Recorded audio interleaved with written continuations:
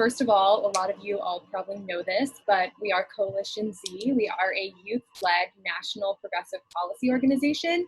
And a lot of the work that we do tries to bridge the gap between Generation Z and young people and their government. So this workshop series is part of that. We want to give young people accessible information about what's happening in the government and be able to hear from people who are really driving change and driving public policy.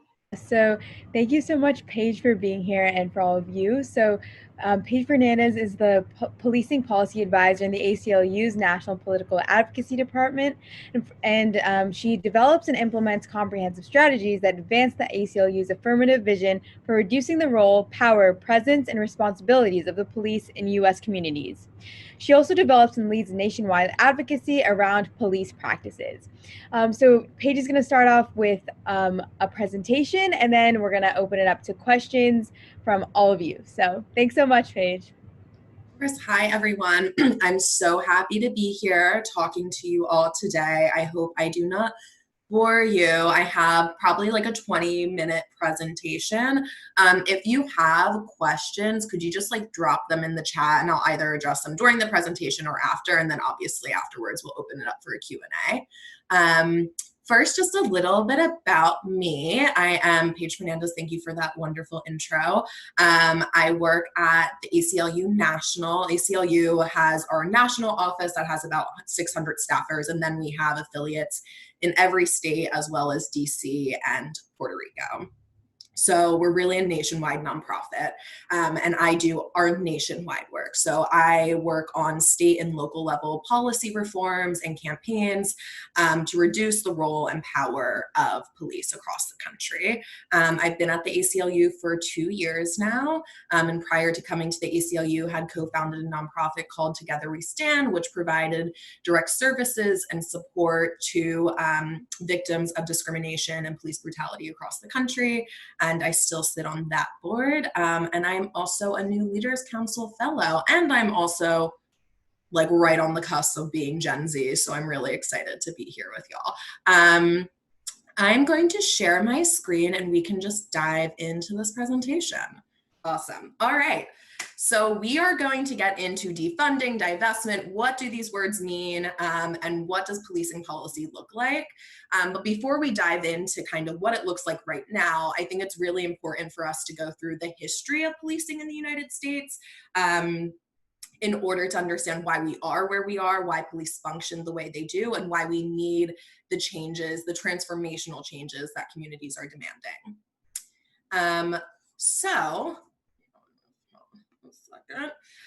What are the, oh my God, oh, there we go. Okay, what are the origins of modern day policing? The first American city to fund a police department was Charleston, South Carolina. This police department was created by white free men who created a slave patrol to surveil and control Black enslaved people in Charleston, South Carolina. That is the first example of an organized police department that we have in this country. So policing directly stems from slavery. And I think that's incredibly important for people to understand that since its inception, policing has been used as a way to control and surveil Black people and Black communities.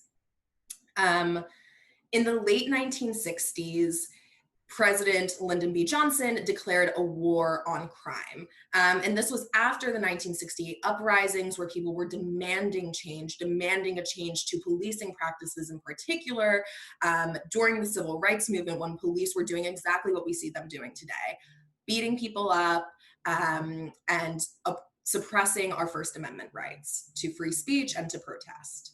As a result of him declaring a war on crime, he created something called the Kerner Commission, and he asked them to develop a plan. Tell me why crime is occurring and how do we stop it?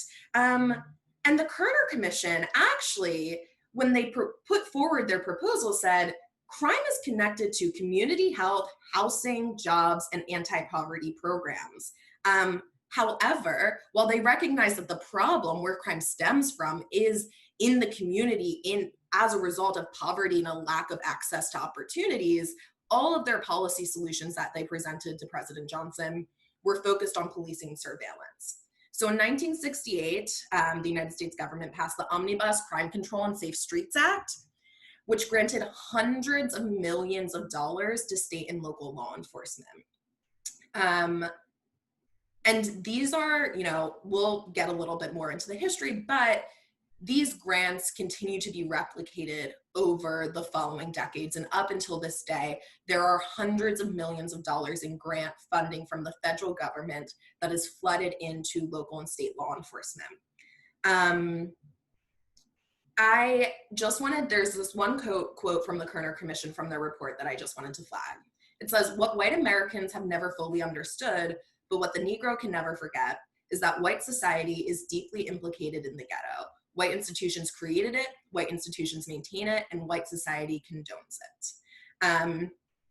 So moving on, in the 1980s and 1990s, this idea of a war on crime didn't slow down. In fact, punitive law enforcement responses hardened in the 1980s and the 1990s during the war on drugs, which was declared by Reagan and Nixon. During this time, there was an authorization of billions of dollars to go into policing, which just rapidly expanded the police presence in Black and Brown communities across the country. This is also the same time that the idea of broken windows policing came about. So in the 1980s, late 1980s, people started talking about broken windows theory. And you heard police chiefs across the country, local politicians, federal politicians saying, we must pursue broken windows policing. And the basic premise of broken windows policing is that if we go into neighborhoods and end low-level disorder, so if, we go in and we target people who have trash outside their homes, we target people for quality of life offenses, for crimes of poverty, then that will eliminate serious crime. So they firmly believed that low-level disorder resulted in serious crime. And as a result, micromanage the lives of low-income people and Black people and use police to punish very minor law enforcement breakage. And this was all under the guise of curtailing serious crime. But to this day, past the 1980s and 1990s to 2020, we continue to see the racist origins of policing in practices like marijuana and drug enforcement and stop and frisk. Today, police continue to be used as a mechanism for political and social control. Police stop, arrest, frisk, and kill people of color at completely disproportionate rates. So here you'll see that Black people are 3.6 times more likely to be arrested for marijuana possession than a white person. And this goes for states that have legalized marijuana and states that haven't legalized marijuana. There are still Black people in states that have legalized who are getting arrested for possession. Black people are also 3 times more likely to be killed by the police than white people. Since the 1990s, spending on police has dramatically outpaced expenditures on other community services like housing and education, jobs, public health, programs that, actually help build stable, safe, healthy communities. And that growth has absolutely nothing to do with crime rates. As you'll see here, the state and local spending on police per person continues to rise despite overall crime and violent crime decreasing. And so when you hear this kind of rhetoric politicians throw out there that we need to be tough on crime, crime is increasing, it is just a fallacy. It is fundamentally untrue, and the data shows us that. And it has been untrue since the 1990s. Crime has been decreasing for 20 years. And it's not police stopping the crime. So with that said, to kind of frame what we're going to be talking about next, which is defunding and divestment, I wanted to ask the group a few questions. I'm going to try to see if I can see the chat. I don't think I can, but few questions for you folks is, oh my God, I'm sorry, is how much money do you think is spent on policing every year in the US? It is $115 billion. And that is only what local and state law enforcement spend. So in addition $115 billion going to state and local law enforcement every year through their state and local governments, the federal government pours hundreds of millions of dollars into police departments and billions in resources like military supplies. Another question, how many police departments do folks think there are in the US? Boom, boom, boom. Sam and Maria, 18,000. 18,000 police departments in a country made up of 50 states with only 300 million people. How many arrests do you folks think are made every year? These are great. 10 million. Yes, it's 10.3 million arrests are made every year, according to the FBI. And then my final question is, how many arrests, or I should say, what percentage of arrests made every year do you think are for the most serious offenses? So for rape, murder, aggravated assault, what percentage of those 10.3 million arrests do you think are made for serious crimes? My God, you guys are so smart. You know everything. It is 5%. So 95% of arrests made every year are for really low level offenses, things like loitering, things like carrying a beer bottle on the street, you can get arrested for spitting on the ground. I mean, there's a range of ways that the government has criminalized all of our actions and behaviors, especially when it comes to poverty. So with that all said, there's a lot of money and resources poured into our police, despite them not really doing anything. Moving on to what the solution is. And so I'm going to talk a little bit about what is divestment and defunding. And before I dive into kind of all of the details, I wanted to start with just going over what we mean, what these different terms mean, because there are a lot of terms floating out there in the ether right now. And before I say this, I just want to caveat that local communities and local organizers are the people driving this work. And so they might have different definitions or ideas of what these terms mean. And policing is a hyper-localized issue, so that's totally okay for us to have understandings. From a nationwide scale, this is how the ACLU thinks of these terms.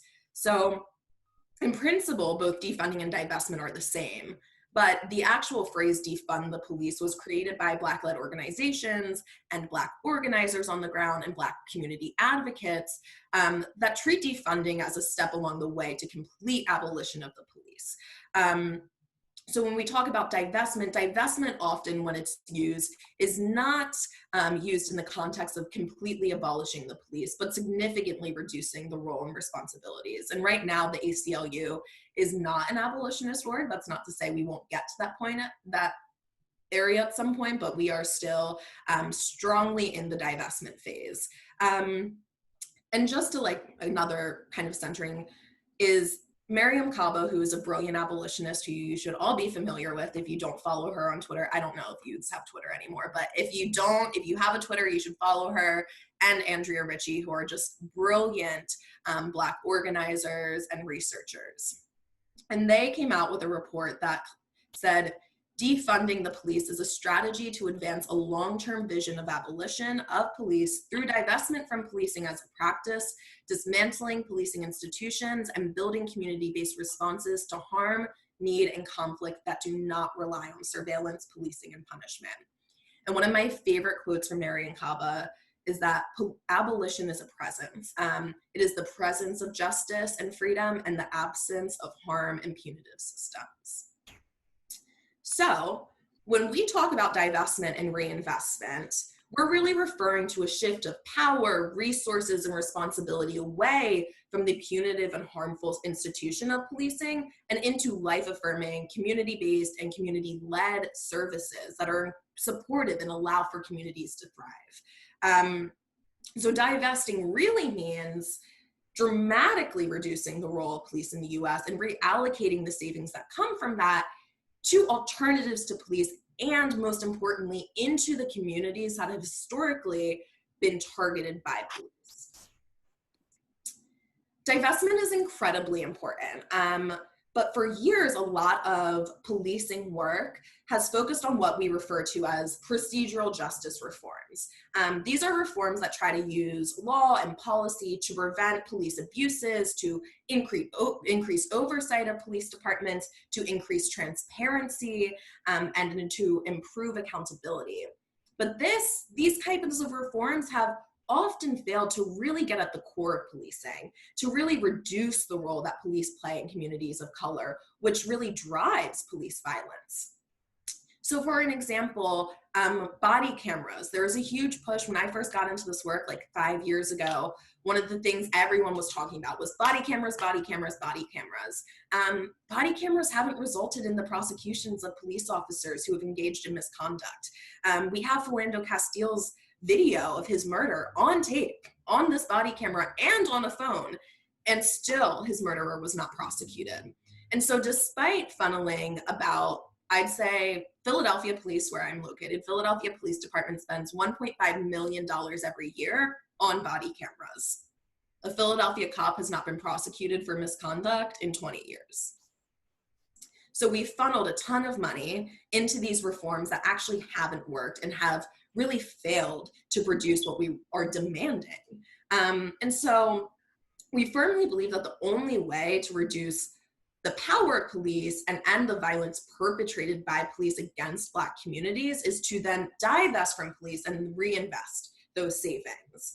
Because the underlying problem with police is their broad scope and their power and their responsibilities, and more limited reforms alone are not likely to stop police from acting as an occupying force in low-income communities and communities of color, and is not going to stop the epidemic of police violence. So we absolutely must reduce their role, their scale, responsibilities, and their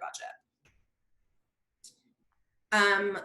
And so why divestment is the answer a little bit more. You know, we hear people talking about, well, what are we going to do about crime? Who's going to respond? What do we do? And I already told you that 95% of arrests made every year are for very low-level petty offenses. One of my favorite examples, and by that I mean my least favorite example, is that in Alabama, you can be sentenced to 2 years in jail for leaving a shopping cart in a parking lot. 2 years for leaving a shopping cart in a parking lot. And that's what the police spend their time doing, is enforcing these incredibly low level offenses that really exist to criminalize people who are low income and people who are of color. So crime, you know, often occurs when somebody just can't meet their basic needs through any other means, and not just economic needs.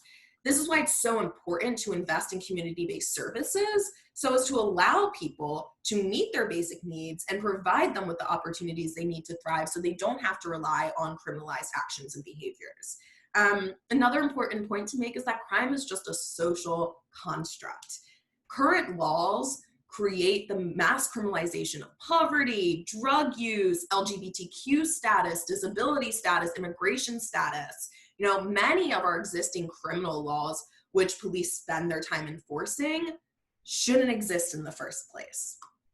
And the final point I want to make is that police aren't effective at solving serious crimes as many people believe, and actually perpetuate crimes through acts of police misconduct. The second most reported police misconduct next to use of force is sexual violence that's inflicted on women, often women survivors who come forward. So often you're just harmed and the trauma is furthered through the system of policing that we have today.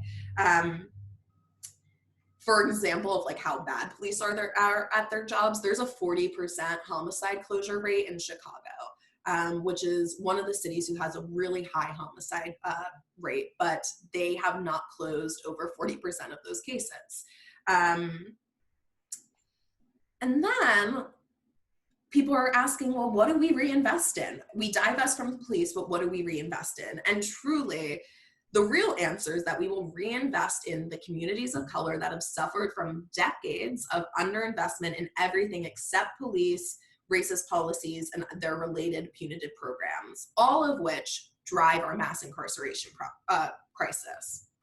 There are a ton of examples of nourishing and stabilizing programs we could invest in. So restorative justice and transformative justice programs that address abuse and harm without relying on the criminal legal system and punitive measures. public education, so hiring counselors and nurses and social workers instead of cops for schools. Mental health services, including alternative services to police responses for people who are in crisis. Over 50% of people who are killed by police are in a behavioral health crisis or disabled in some way. And so they're heavily targeted by the police, and police should not be responding to welfare checks. We can also invest in youth programming, in job training, in infrastructure like transit access, violence prevention programs. I mean, truly the possibilities are endless, and where the money is reinvested should be determined by those who are most impacted by police violence. And please do share answers of what you'd like to see reinvested in the chat.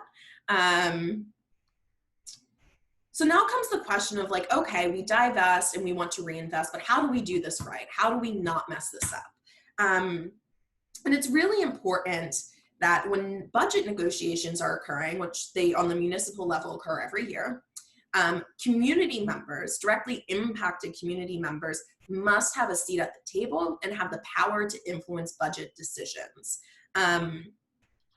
You know, one model that allows for community control over money is this idea of participatory budgeting, which is a democratic process in which community members decide how to spend a portion of a public budget. And it gives the community decision-making power over government funds, which is incredibly important. But there are a lot of other models that aren't really out there, but we could think of. But participatory budgeting is probably the best model we have right now.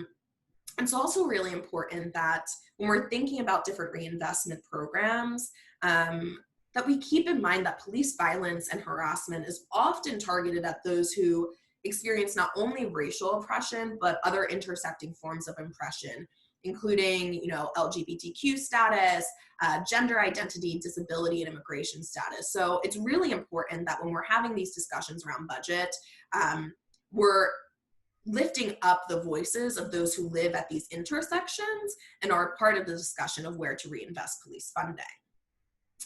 And then finally, just a little bit about the tactics that we can use to achieve divestment. I've broken it down into federal tactics, state tactics, and local tactics. On the federal level, we have this program called Burn Jag, which gives out hundreds of millions of dollars every year to state and local law enforcement. I know that the Hoover Police Department in Alabama just received about $150,000 from the federal government to do what? We don't know, because they're not required to tell us what they do with these grants, and it's not public information. A similarly harmful program is the COPS program, which is the program that provides direct grants to states and local municipalities to put police in schools. And then the 1033 program is probably the most egregious and something folks on this call might be familiar with. And it provides literal military weapons and equipment to law enforcement. Why? They need military grade weapons, why they need tanks to keep our communities safe is beyond me. And this is a program that we're actually advocating for the abolition of on the federal level right now. If you are not familiar, I'd encourage you to look up the Breathe Act. Movement for Black Lives released a outline of it a few weeks ago, and I've been helping with it, but the Movement for Black Lives will be releasing a larger outline in the upcoming few weeks. So keep an eye out for that, because that's a federal piece of legislation that probably won't go anywhere, but is incredibly visionary and transformational. On the state level, I mean, there's a lot that we can do. There's a lot of legislation we could pass and to implement state statutes that really narrow the role of police and narrow what they can do and what they need to do. And state statutes mostly contain a list of things that cops need to do, where there can only be a licensed law enforcement official who reports to XX event. So it's really important to repeal those laws or change those laws. Governors also have the ability to issue executive orders, right? They could straight up issue an executive order demanding that local law enforcement stop enforcing marijuana charges. They could easily do that. And then there's electoral work, right? Like holding our elected officials accountable to divestment, ensuring that when we're in the middle of an election cycle that we're asking our governors, what are you planning on doing? We're asking our state legislators, what is your stance on policing and divestment? How will you help us? Will you invest more money in education instead of policing on the state level? So these are really important tactics. And then finally, and most importantly, most of our divestment work is going to happen on the local level. Municipal city governments, whether it's a mayoral government or a city manager government, they have controls over most policing funds. So we just need to target them, and we need to target their budgets and demand huge $1 million cuts in budgets. And that's, what we've been seeing happening around the country. And we've had a few victories in cities like LA, Philadelphia, eliminated about $20 million from the police department, but there's so much further to go, because when you say $20 million, it sounds like a lot, but that's exactly what they want you to think. It sounds like a lot, but it isn't a lot when you think about the rest of their budget that still exists. Again, mayors have a lot of power to issue executive orders. And then again, we need to hold our elected officials, especially on the local level, accountable. We have so much sway over our city council members, our mayors, our city managers, and we need to use that and harness that power to get them to actually divest from policing. And the final thing I'll say is something that's been really helpful in my work is looking at state statutes and municipal charters, which are basically like city constitutions. There are some, actually many, that require a certain number of officers per resident in a city or in a state. And so what that means is that we literally cannot divest from police departments because we cannot cut personnel. So that's a really important thing for people to be taking a look at. That is what we're working on in Minneapolis, is to change their city charter so we can get rid of the police department and so that we can fire a ton of officers, but it's a real uphill battle. I just threw a lot out there. I probably talked for, much longer than I anticipated. Awesome. But I'm just gonna open it up for questions.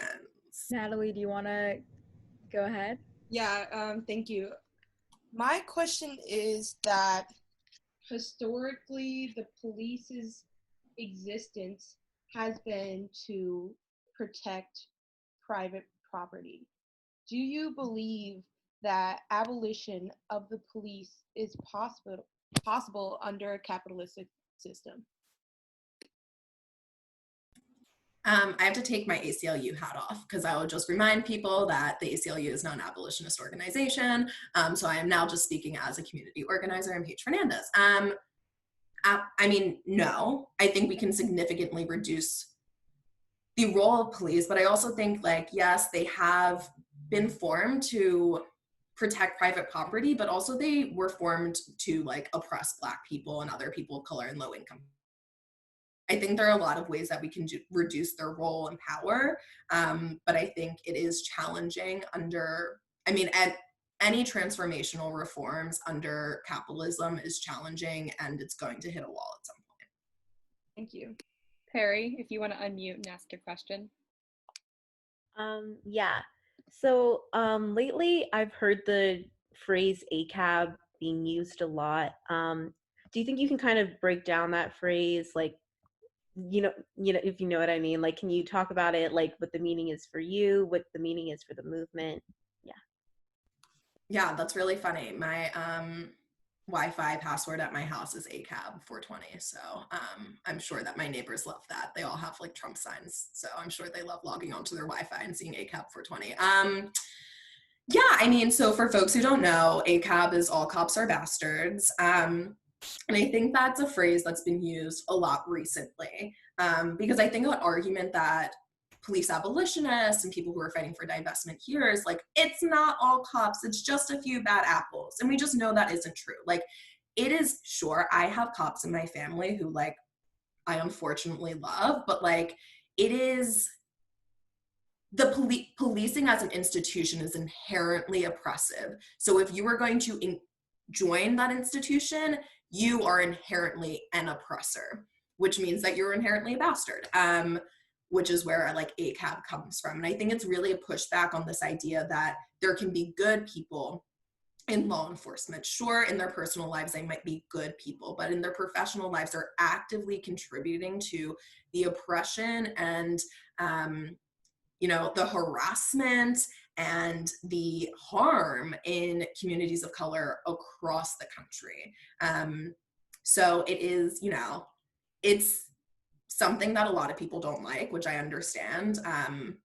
But people choose their professions and they chose their profession, and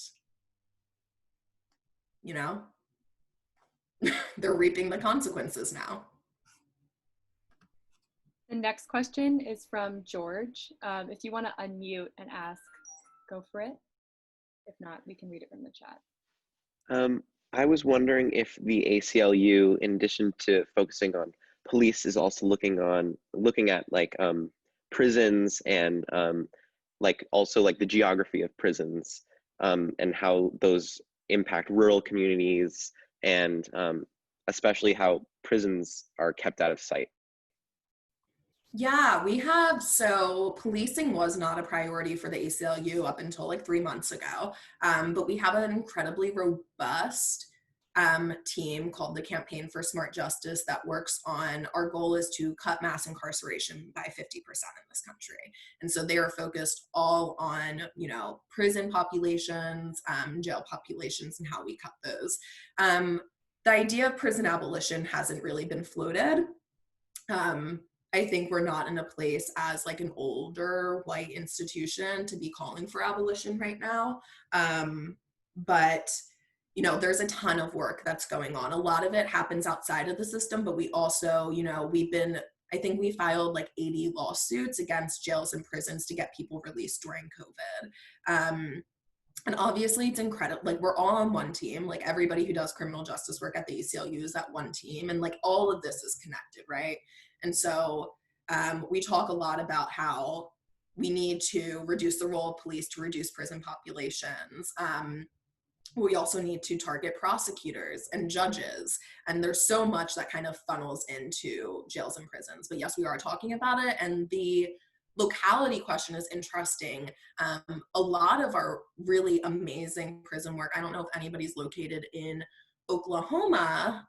Where's my sticker? Oh, I have it somewhere. But I have Vote Yes on 805 in Oklahoma is this huge sentencing measure that would release almost immediately 30,000 people from Oklahoma jails and prisons.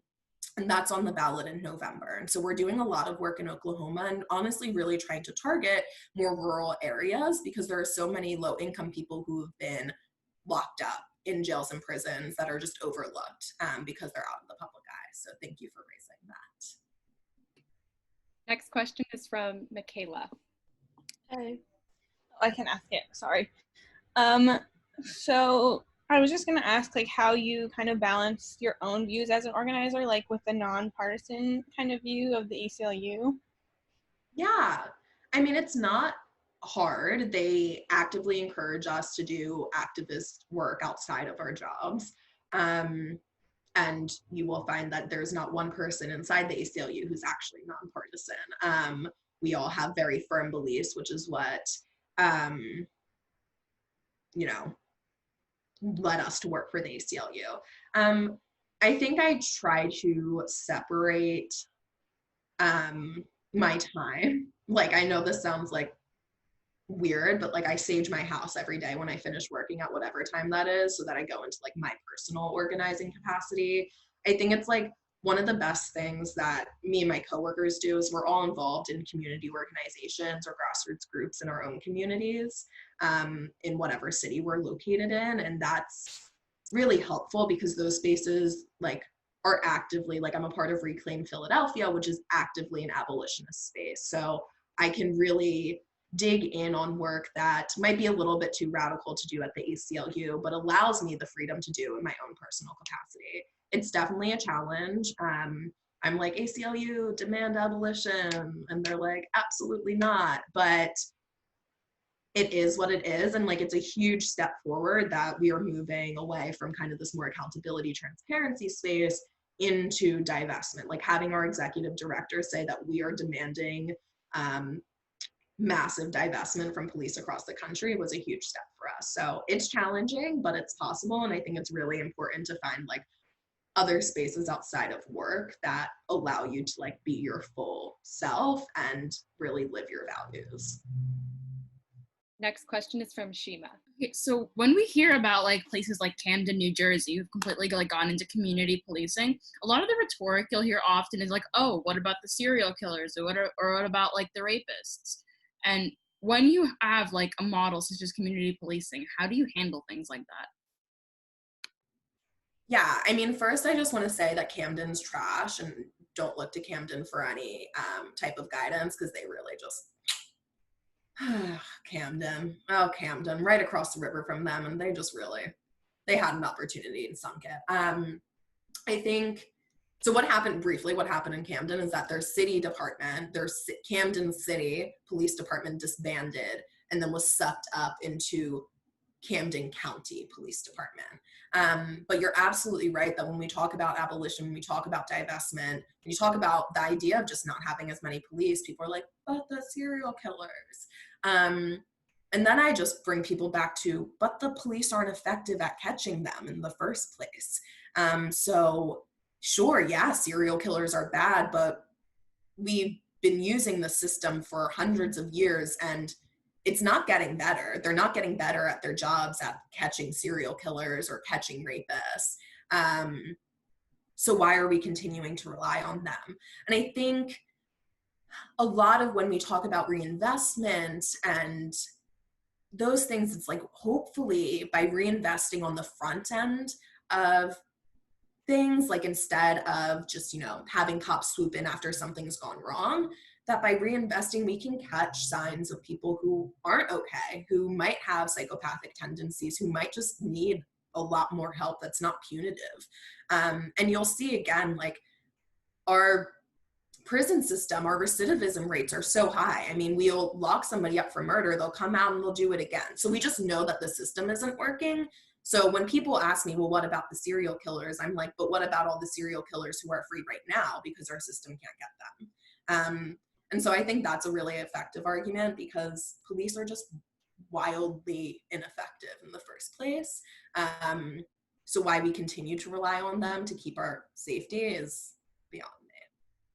Next question is from Josephine. Yeah, so I'm not sure if you're like really familiar with what happened in New York City in the most recent budget cycle, but what happened was that supposedly the police department was cut by $1 billion, but that money was just like the money that was cut was just routed back into police through the education department. So it was really all like, it wasn't really like defunding at all. So basically when like elected officials seem so tied to like playing these tricks and like playing like budget games, how can we hold them accountable and make sure that that doesn't happen going forward? Yeah, so I lived in New York up until like 3 months ago. Oh, okay. So yeah, yes, I'm unfortunately way too familiar with de Blasio and his entire office. So, but yeah, I mean, we just need to vote these fools out of office. And I think that's what I'm saying when we talk about elections, like elections are like this much of activism, right? But holding elected officials accountable and getting them to commit to something before they're elected. Like we do a lot of questionnaires at the ACLU where we'll get people on record that they said they will do X, X, and X when they get into office so that we can then hold them accountable when they do. And I will just say that something, sorry, just like de Blasio really gets me. Like something that like is a huge problem to getting elected officials and politicians in general to implement really transformational reforms is that so many of them or their campaigns are funded by police unions. Like the BPA in New York has to have some crazy shit on de Blasio because I mean, he just bends at their whim and they are one of the worst police unions in this country. ACLU shares an office building with them, horrifying. We share a floor with them. They literally have a sign that says support our troops at home and abroad, and just like hella police officers with like military grade guns, just like all in camo. And I'm like, this is why everyone hates you. So I'd also say when you're thinking about holding politicians accountable, dig into their campaign finances, see who they're getting donations from. And police unions donate across the political spectrum. They're donating to Democrats, they're donating to Republicans, and they will run shame campaigns. Like, police unions have billions of dollars at their disposal, and they will pressure, and they have their own lobbyists. So they have all this political power, and we just need to push hard against them. We're building out a nationwide police union campaign right now to do exactly what you're talking about, which is like holding electeds accountable, to tell them to stop taking donations and to stop bending at the whim of police unions. Next question is from Stephen. Hi. So if we're, if we believe in the, a general decarceral framework for criminal justice, do you, like, either personally or like what the ACLU believes, either you can answer to either one, do you think that the US should adopt a type of like drug use policy such as Portugal's, which decriminalizes personal drug use or personal possession in order to reduce, reduce the amount of people in jail, since it's like the largest group of people in this country get arrested for drug possession? Yeah, I mean, I think it's really important that we decriminalize drug use. I think for marijuana, it definitely needs to be a legalization conversation, because decrim just hasn't worked in so many places, because often people will be arrested and then the prosecutor will be like, I can't prosecute them, but they'll still be in the system because they were arrested in the first place. I think, yeah, I'm not sure exactly what our drug policy would look like. But something that's interesting, Oregon on their ballot in November actually has a ballot measure that would decriminalize all drug use in Oregon. And I think that's something that we could model in other places, and that would do a lot of work to reduce incarceration in this country. I'm skeptical of Biden, but, there are also things that can be done on the federal level.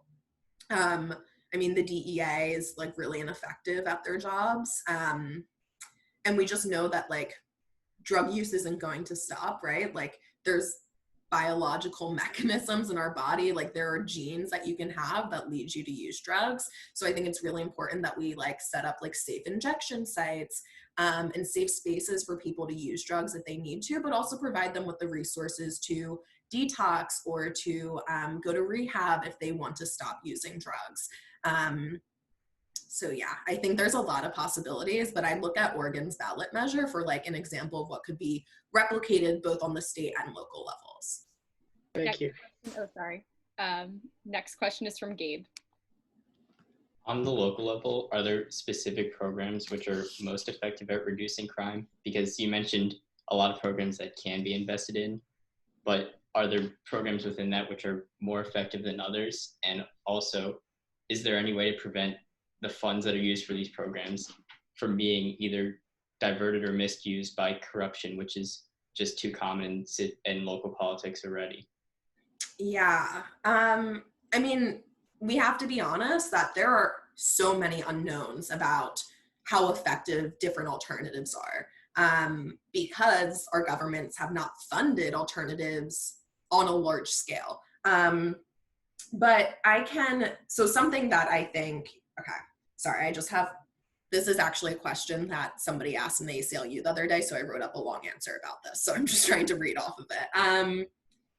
There's, I mean, something that's really impactful, as I said, there are a lot of people who are disabled who are murdered by the police, who are targeted and harassed by the police.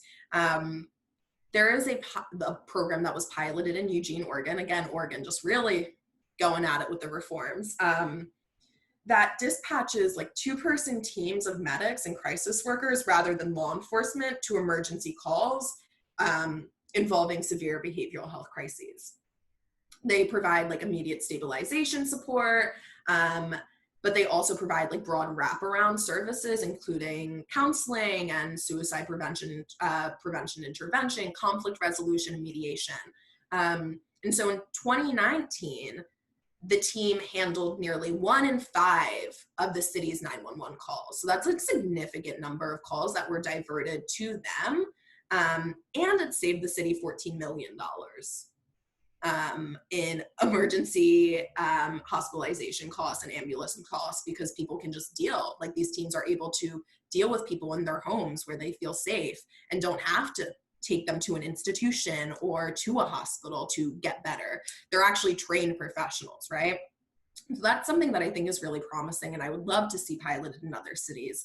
What I think is important about Cahoots is that it did divert money from the police department to this program. And I think that's important. Like, I don't want these alternatives built if you're still going to fund police at the same level. I mean, I do want them built, but like take away police money as well. And then there are a lot of like gun violence prevention programs in a lot of major US cities like New York, Oakland, Chicago, Boston that have, I mean, Boston is a really great example of violence and gun prevention programs that have reduced gun violence. You know, in Oakland, there was like a lot of programs piloted, and there's been a 50% reduction since 2012 in gun shootings. In Detroit as well, you know, they have a really effective gun and violence prevention program that has resulted in a dramatic reduction in violent crimes taking place, violent crimes. And youth mentorship is also really effective. But there's unfortunately just so many unknowns because our government has just refused to consider possibilities. So I think we have time for two more. Maria, if you want to unmute and ask your question, and then after Anika has dropped one in the chat. Okay, hi. First of all, the talk was really nice. Like, it was really, like, the slides are also amazing.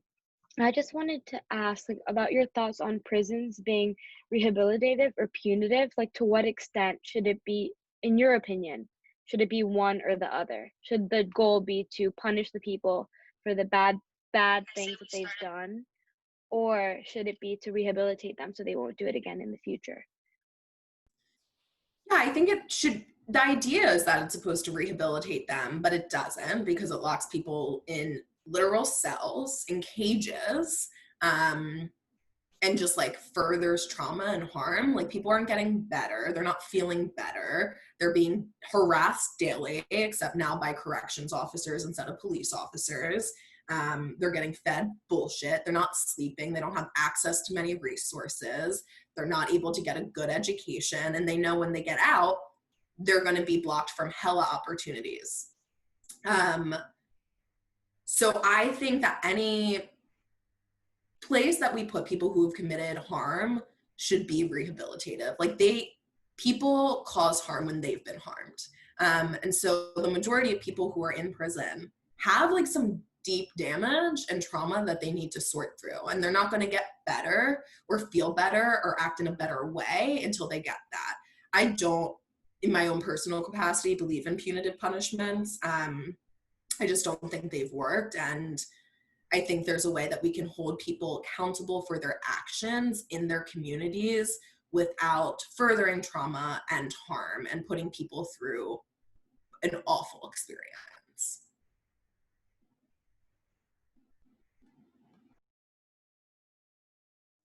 Anika, if you want to unmute and ask your question, feel free. All right. To what extent do you believe that like electoral politics themselves would solve policing? Oh, they won't. They won't. I mean, I think that they won't.